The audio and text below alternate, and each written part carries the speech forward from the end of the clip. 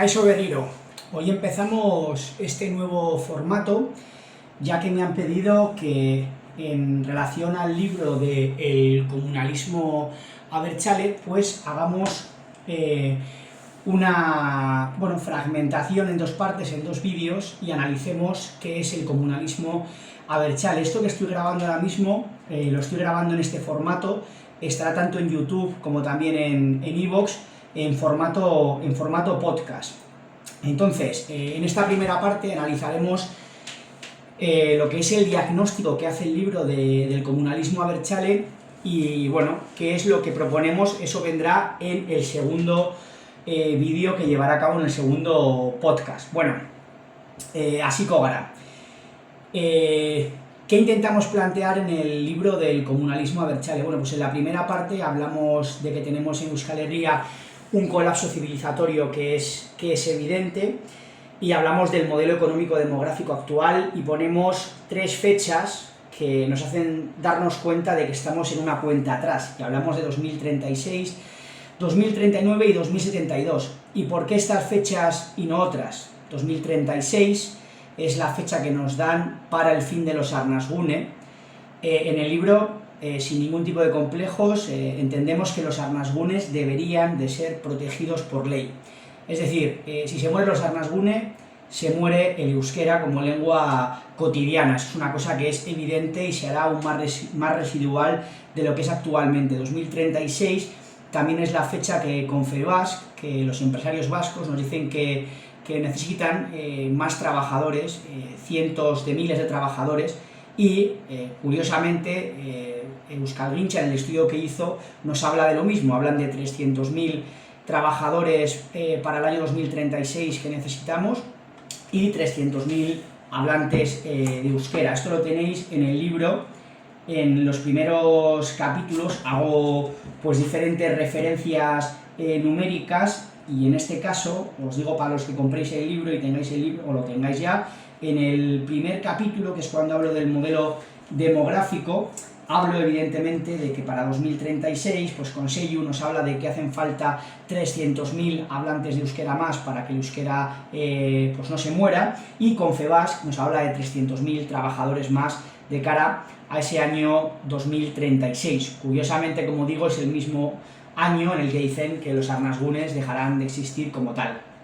Otra fecha que tenemos en mente, 2039, y en este caso 2039 tenemos que hablar de Navarra, porque para el año 2039 es cuando se plantea en la comunidad foral que el saldo migratorio neto estará en 114.000 personas más, aparte de lo que tenemos. Esto significa que el 34% de la población de la comunidad foral contará con orígenes extranjeros, y esto, hay que dejarlo claro, no es una dinámica que se haga para salvar a la gente de la pobreza, es una dinámica que responde únicamente a intereses única y exclusivamente capitalistas. Entonces, esto quiero dejarlo muy claro, ¿no? Porque al final hacia donde transitamos con el actual contexto sociopolítico y socioeconómico es hacia una sociedad pues turbocapitalista, donde los vascos y las vascas no dan los hijos necesarios e hijas a la máquina capitalista, y por lo tanto tienen que extraer mano de obra de otros territorios para seguir con esa labor de productivismo salvaje. ¿Cuál es la siguiente fecha? 2072. Para 2072 el INE nos dice que aproximadamente más del 50% de la población del Estado español será de origen extranjero. ¿Por qué? Por lo mismo, porque el capitalismo necesita más mano de obra. Ahora es mano de obra.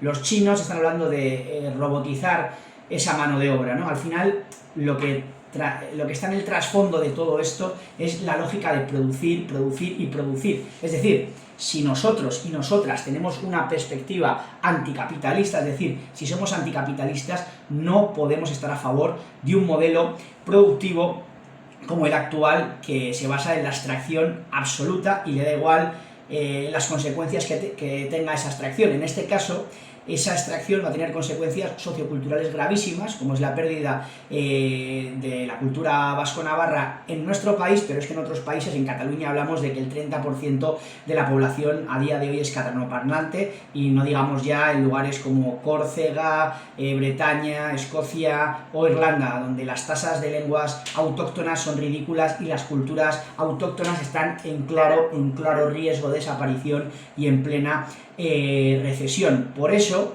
yo podría entender, y lo digo siempre que hago artículos y que trato el tema del modelo económico demográfico, siempre digo lo mismo: si estas migraciones fuesen a salvar al mundo de la pobreza, tendrían algún sentido, aunque incluso perdiésemos nuestras culturas, pero es que ese no es el contexto, porque yo tengo una perspectiva nacional, pero también comunal. Por eso digo que si una estrategia de estas características salvase a la población, a toda la población mundial de la pobreza, diríamos, bueno, perfecto, pero es que además estas migraciones se dan desde lógicas capitalistas, que es importante matizarlo, capitalistas, es decir, no están pensadas para que vivamos de una forma diferente, sino están pensadas para que el sistema capitalista se siga reproduciendo. Luego vamos a lo siguiente: es imposible que todo el mundo viva como Europa. Entonces hemos asumido, o se ha asumido mejor dicho, desde el progresismo y algunos que van de socialistas, que el marco perfecto es el marco productivista y el marco capitalista,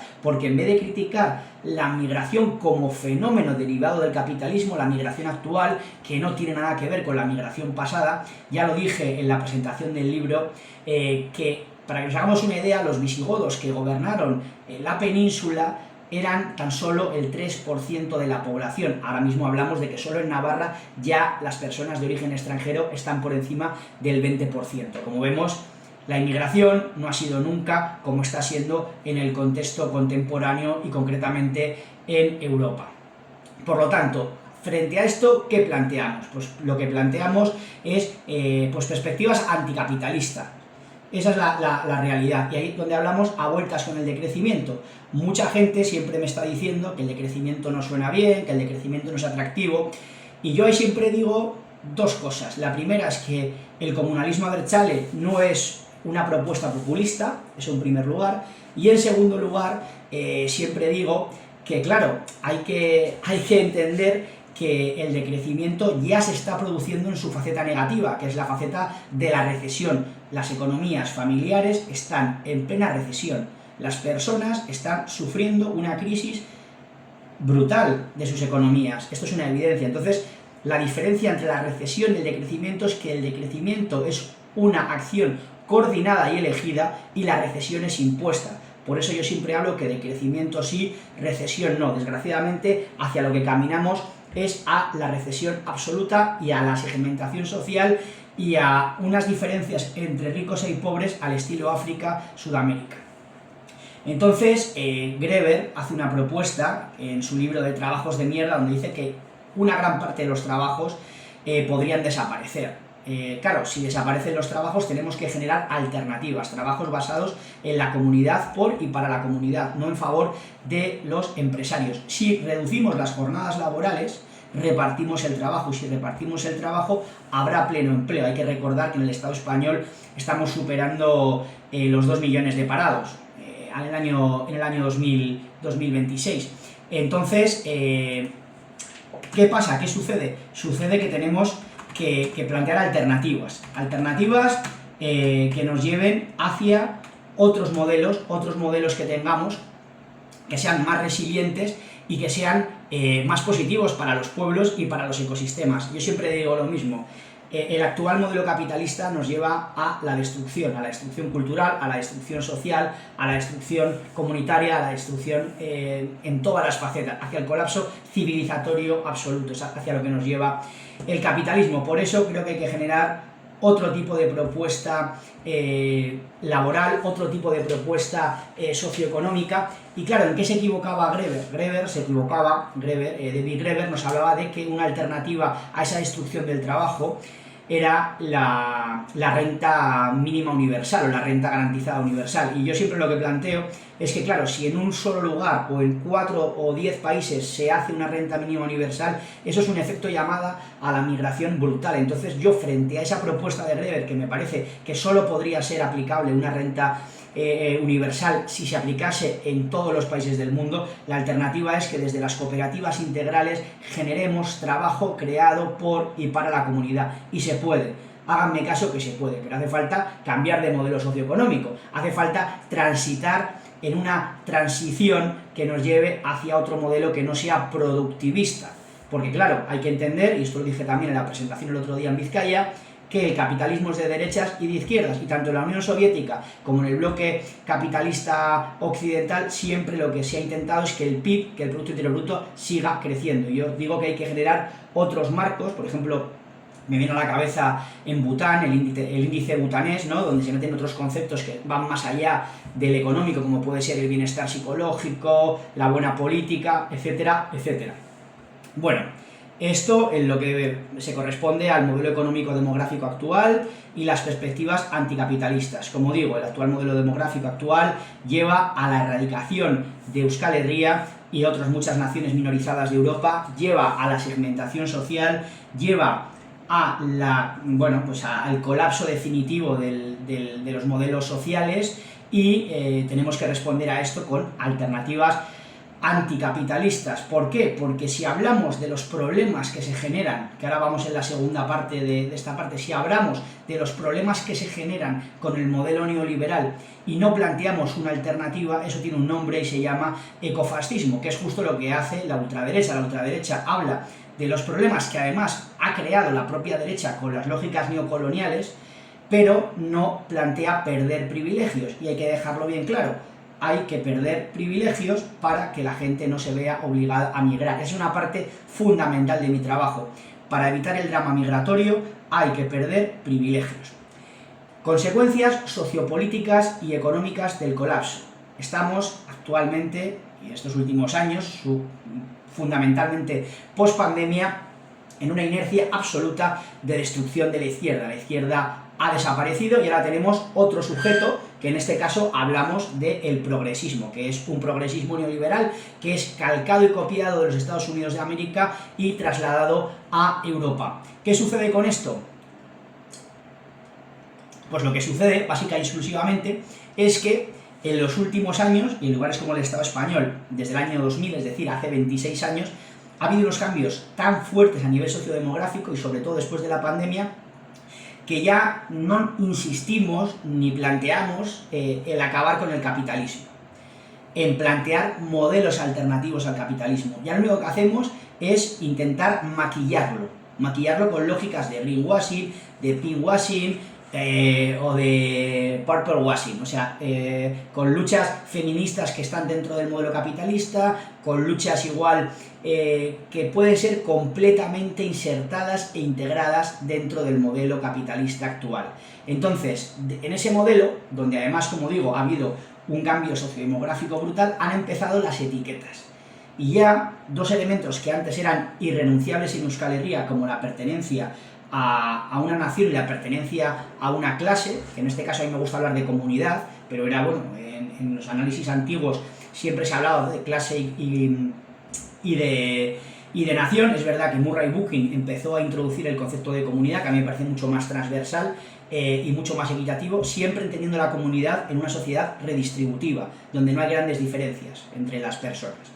Dicho esto, la inseguridad actualmente es una de las aristas negativas que más vemos en nuestras sociedades. Es innegable que en Euskal Herria tenemos un problema. Es un problema que es evidente, que lo vemos, y donde antes había una noticia, y pongo el ejemplo de nuestra tierra más cercana, de Navarra, ¿no?, y concretamente de Iruña, cuando antes había una agresión sexual o había robos con violencia, ocupaban la plana de los periódicos. Actualmente es una página de sucesos donde se meten junto con otros y ya ni se le da importancia porque es el pan nuestro de cada día. Hay inseguridad en Euskal Herria, hay una problemática y está muy vinculada con los hombres magrebíes. No se puede negar. Hay una guerra geopolítica de Marruecos frente al Estado español, y pues hay un perfil lumpen de personas magrebíes, hombres, que son hombres, que es importante matizarlo, hombres, pues que ejercen la violencia de manera muy estructural en nuestras sociedades y que no podemos hablar únicamente de una arista socioeconómica para entenderlo. Tenemos que hablar también del tema cultural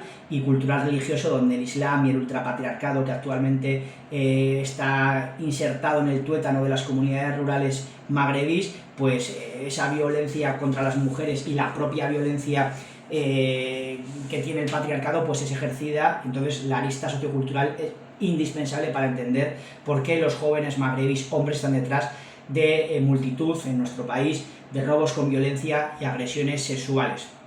¿Qué sucede? Que hay gente, evidentemente, que desde posiciones que no son fascistas, que son de queja, está diciendo que no podemos seguir en esta situación y que tenemos que cambiar algo.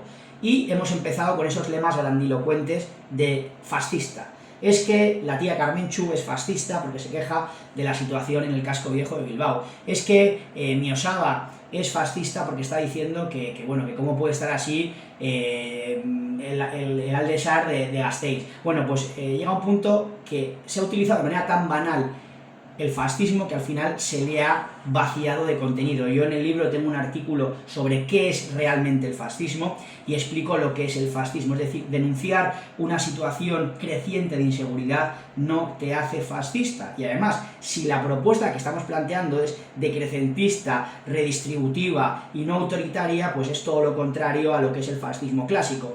¿Qué sucede? Que hay mucha gente que sin ningún tipo de capacidad crítica, que sin ningún tipo de conciencia y gente muy poco versada y con muy poca cultura, utiliza, y generalmente jóvenes, utilizan la palabra fascismo como un cajón desastre donde meten a todo aquello que no está dentro del ideario progresista. Y claro, el progresismo es puro capitalismo, es puro neoliberalismo. Entonces cuando ves que hay gente que está utilizando los mismos mantras discursivos que los progresistas para intentar hacer política, te das cuenta que a día de hoy en Euskal Herria en poco se diferencia Euskal Herria Bildu con el movimiento socialista en cuanto al problema que tenemos con el modelo demográfico migratorio y con la situación que tenemos de segmentación social en nuestro país. Es evidente y es verdad que en la izquierda abertzale hay mucha gente cabreada con lo que está sucediendo. No sucede lo mismo en el movimiento socialista, donde hay una lobotomía colectiva tremenda y parece que esto no está sucediendo en nuestro país y que apuntarlo es fascismo. No, fascismo es otras cosas diferentes. Es más, yo siempre digo que no apuntarlo, no señalarlo y no analizarlo como es debido fomenta que surjan fascismos de verdad, porque cuando, como vuelvo a decir, si tu tía Karmentxu es fascista, una persona que se queje de esto se va a arrimar a gente que realmente es fascista y como dice, bueno, como todo es fascismo, nada lo es, y ese tipo de discursos solo alimentan al fascismo. Y es lo siguiente, el que nos viene, ¿no? Claro, este componente de todo es fascismo ha hecho que el movimiento socialista, y hablo de ellos porque es el colectivo que está llevando la lógica discursiva del resto de grupos, ya sea Yardún, la propia izquierda abertzale y sus juventudes. Claro, ya el nacionalismo también es fascismo. Yo planteo que el nacionalismo en este libro, lo digo claramente, el nacionalismo no es fascismo. El nacionalismo es, además, desde la perspectiva que yo analizo, que es un nacionalismo de origen comunal, no tiene nada que ver con el nacionalismo decimonónico, sino que va mucho más atrás en el tiempo. Pongo el ejemplo del primer carlismo como un ejemplo de protonacionalismo, y hay muchos más, porque en Irlanda, en Escocia, antes de que el nacionalismo decimonónico del siglo XIX surgiese, ya hubo levantamientos contra potencias extranjeras, en este caso, en el caso de Irlanda y en el caso de Escocia, contra los ingleses. Entonces, bueno, en el caso de Córcega, contra los franceses. Mucho antes, como digo, hablamos del siglo XVIII, siglo XVII, antes de que surgiese el nacionalismo decimonónico, ya hubo levantamientos de cariz nacional. Es más, defender el nacionalismo implica defender la pluralidad de las diferentes naciones y la diversidad, porque si todos y todas las naciones son iguales, el mundo es un amorfismo multicultural y globalista que para mí no tiene ningún sentido. Y esto hay que también ahora hablar del tema este. ¿Qué sucede? Que ese plan multicultural o globalista no se va a aplicar en todo el mundo, sino únicamente en Occidente, con todo lo que eso implica. ¿En qué se apoya el progresismo para trabajar y para coaccionar? En una hipocresía moralista y una caridad buenista que parece, pues, de curas, o sea, que parecen curas, porque hay una hipocresía terrible entre lo que se dice y lo que se hace. por un lado se critica vehementemente a las personas que se quejan de la inseguridad y por otro lado se hace una crítica brutal al turismo, que es totalmente legítima, yo lo digo, la crítica al turismo es completamente legítima, porque el turismo ahora mismo hay un modelo turístico que hay que cambiarlo, hay que decrecer turísticamente también, pero lo que no se puede hacer es criticar eso y luego irse de vacaciones. Lo que no se puede hacer es estar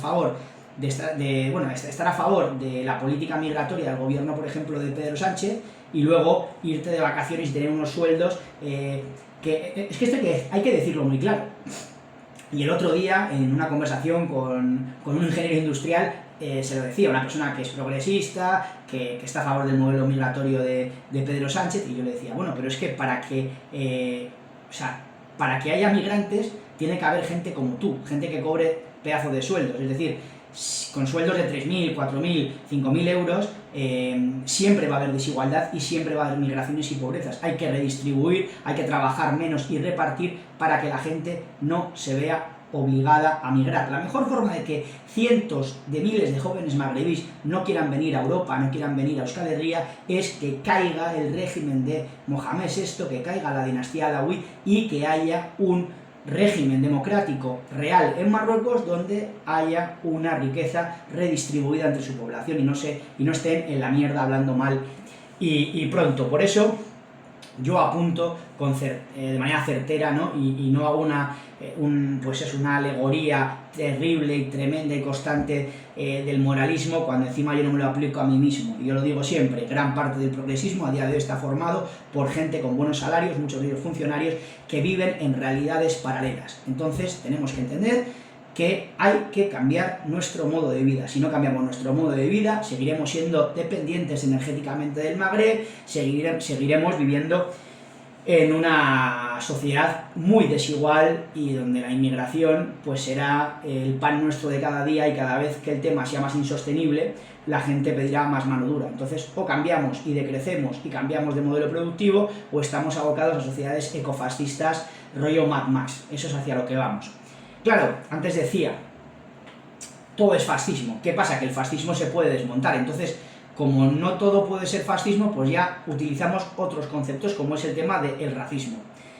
Y en el libro analizo y digo que el racismo ha perdido el norte. El racismo ha perdido el norte. Eso es una cosa evidente, porque ya hablamos de percepciones, no de realidades. Yo estoy en contra del racismo biologicista. Yo creo que no hay ningún ser humano que es superior a otro, porque otra cosa hay que decirlo bien claro, solo hay una raza, la raza humana. Entonces, hablar tanto de racializados, de tal, a mí me parece, aparte de reaccionario, muy racista. Muy racista. Y luego, claro, vamos al siguiente punto. ¿Por qué hablamos de racializados? Hablamos de racializados porque supuestamente Occidente y Europa han sido imperialistas, han oprimido al resto de pueblos, y claro, es que esto es mentira.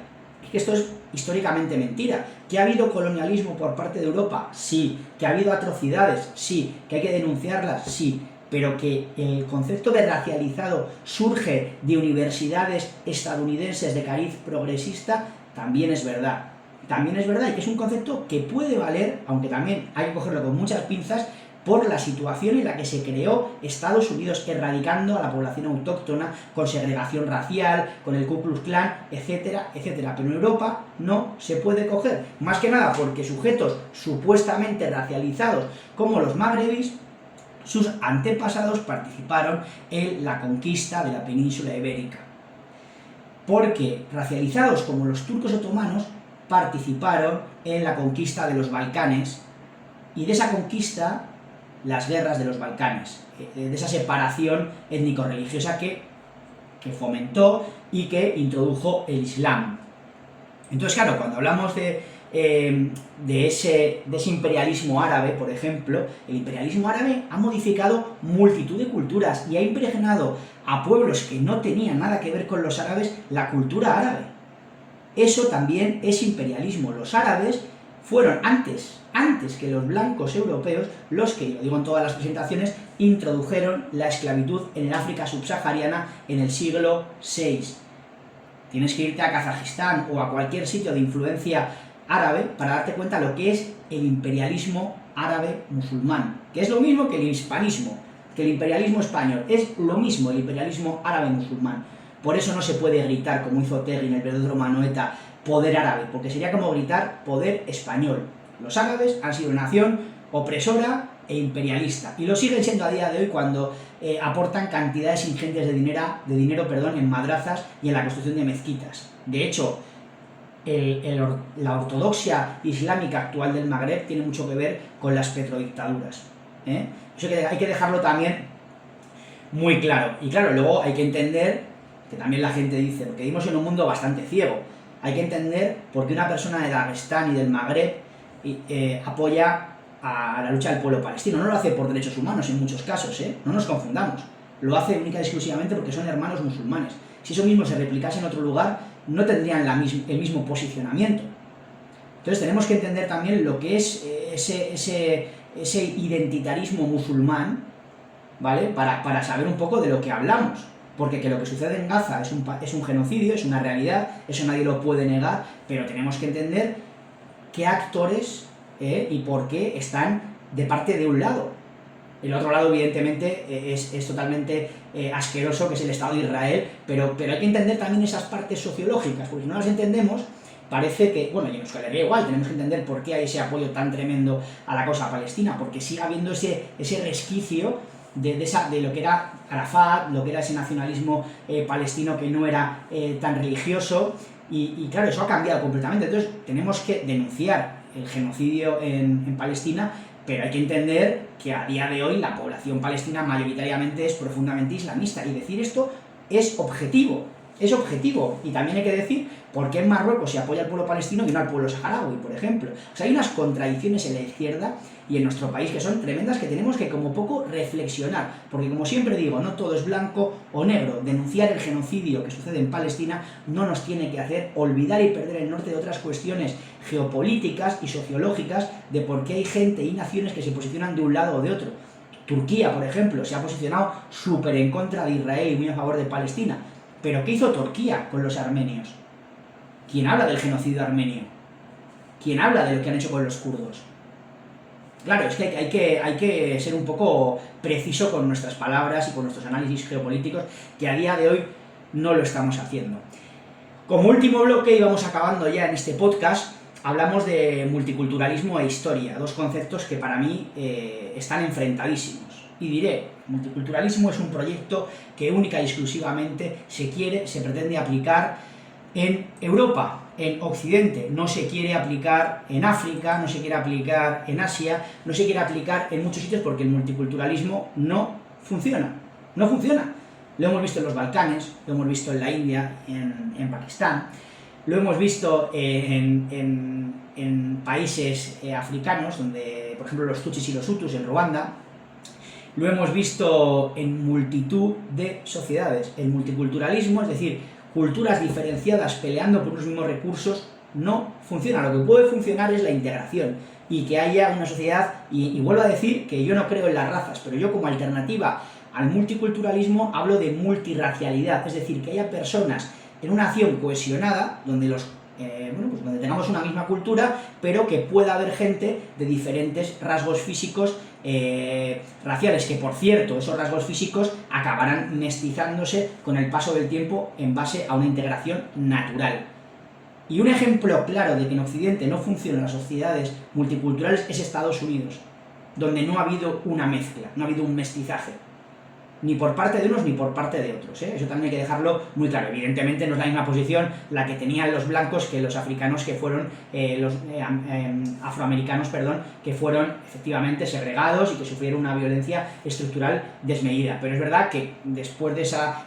no hemos visto que haya realmente un mestizaje en cifras muy grandes, Entonces yo planteo que tiene que haber integración, y ahí está la cuestión de los porcentajes, que es algo fundamental para hablar de integración.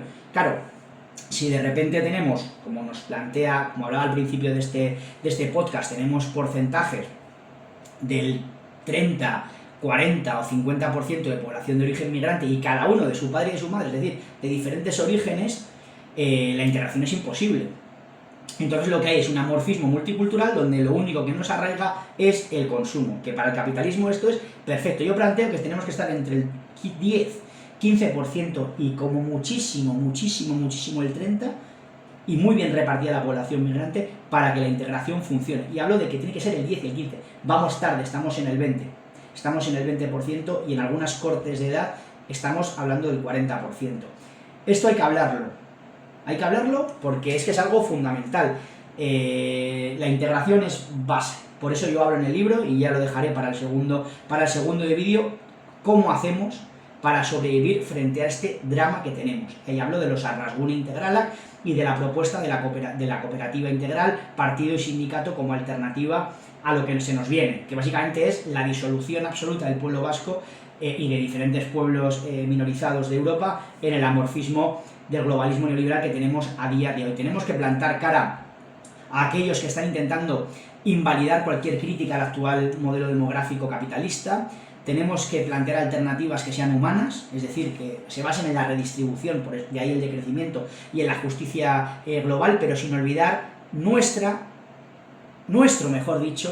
derecho a existir como pueblo, que eso es lo que yo planteo en la segunda parte del libro. Esto es un diagnóstico donde vengo a dejar bien claro que el multiculturalismo no funciona, funciona la integración, vamos tarde, vamos mal, pero tenemos que hacer algo, al menos plantear, señores, señoras, esto no va por el buen camino, el interculturalismo que también ahora no funciona, y es que lo estamos viendo a día de hoy. La gente no está en una sociedad cohesionada, la gente está coexistiendo, no está conviviendo, hay que dejarlo bien claro, la gente...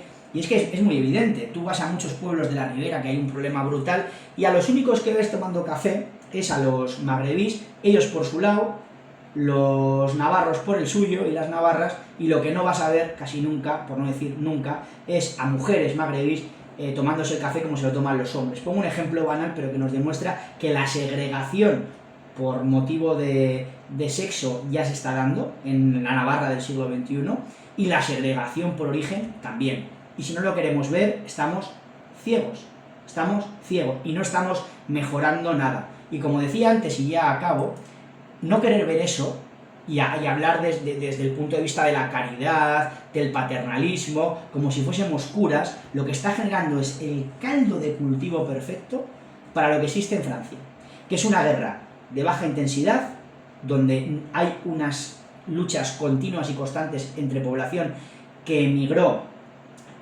al Estado francés desde las colonias del Magreb, que por cierto esa inmigración fue culpa de la patronal francesa, es decir, fue culpa de la derecha francesa, hay que dejarlo bien claro. Ese es el escenario al que nos llevan, a un escenario tipo francés. Por lo tanto, nos queda poco tiempo, nos queda muy poco tiempo, y además en Euskal Herria, Cataluña y Galicia tenemos el hándicap también de que la inmigración latina también golpea a las culturas minorizadas, porque ellos tienen un relato que es muy simple pero muy acogido por el nacionalismo español. Si estoy en España, hablo español y soy española.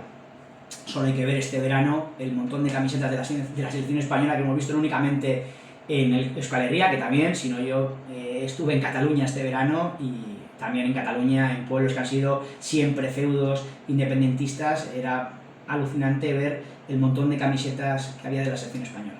Bueno, seguiremos con el siguiente apartado, y eskerrik asko entzute agatik. Agur.